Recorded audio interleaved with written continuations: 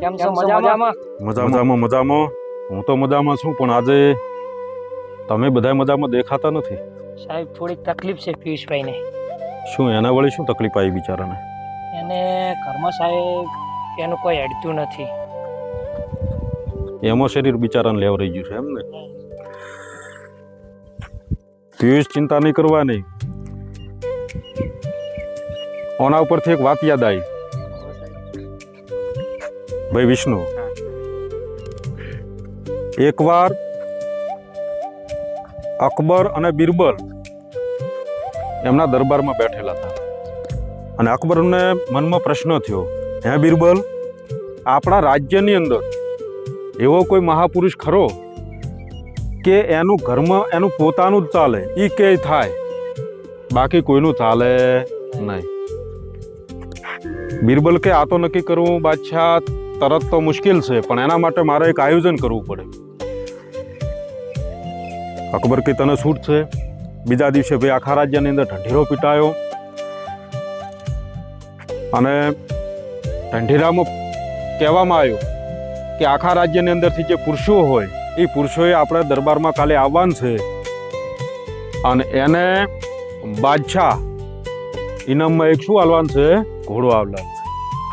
એટલે બધા રાજ્યની અંદરથી બધા ભેળા થયા. બાદશાહના અહીંયા રાજ દરબાર બરોબરનો ભરણો અને બિરબલે જાહેરાત કરી, પિયુષ, કે ભાઈ જેના ઘરની અંદર પોતાનું જ હેડતું હોય, પોતે કેમ થતું હોય એવો જે પુરુષ હોય એ પુરુષને આપણે ઇનામની અંદર શું આલવો છે? એક ઘોડો આલવો.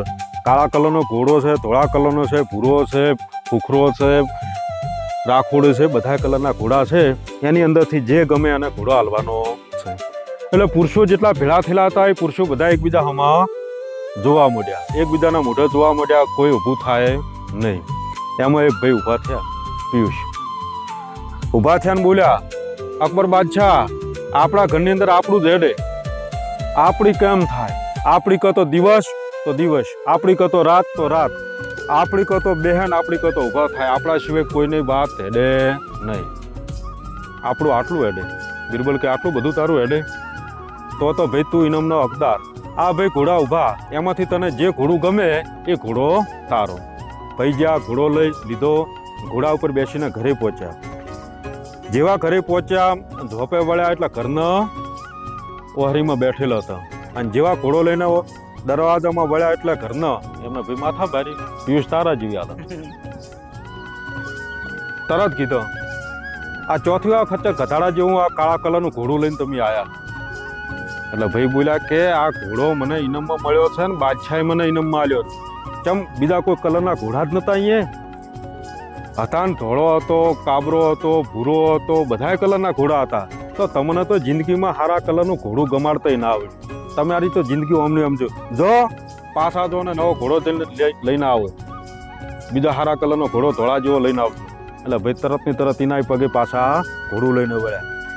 દરબાર તો ભરેલો બેઠેલો જ હતો. ઘોડું લઈને જેવા અંદર બેઠા એટલે બિરબલે કીધું, ચમ ભાઈ શું થયું? ચમ ઘોડો લઈને પાછા તમે આવ્યો? તમને ઘોડો ઇનામમાં તમે જે માગ્યો એ ઘોડો તમને આલ્યો, તો ઘોડો લઈને તમે પાછા ચમ આવ્યા? ભાઈ અકબર બાદશાહ, બિરબલજી એક થોડી તકલીફ હતી. શું? ઘોડો મને જબર ગમે છે, પણ અમારા ઘરના એમ કે છે કે કલર બરોબર નથી, તો જો ઘોડો બદલાઈને બીજો લઈને કલરનો લઈને આવો. અલા હેડ તારા ગમાડેલા કલર ઘરમાં ના હેડતા તું કહે છે કે મૂકું તો દિવસ થાય ને મૂકું તો રાત થાય.